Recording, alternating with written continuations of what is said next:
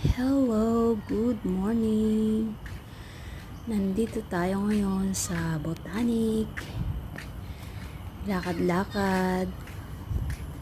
Kasi ang ganda ng araw, mamaya uulan na naman. Maganda ditong mag-muni-muni. Kasi nakaka-fresh talaga ng katanggal problema. Kasi ng hangin, maganda yung hangin, malamig.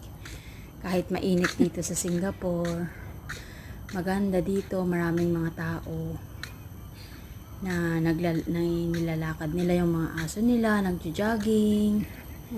At makagaya kong OFW, dito nila tinatambay yung mga alaga nila kasi hindi siya mainit, maluwang yung space. Okay, thank you for watching.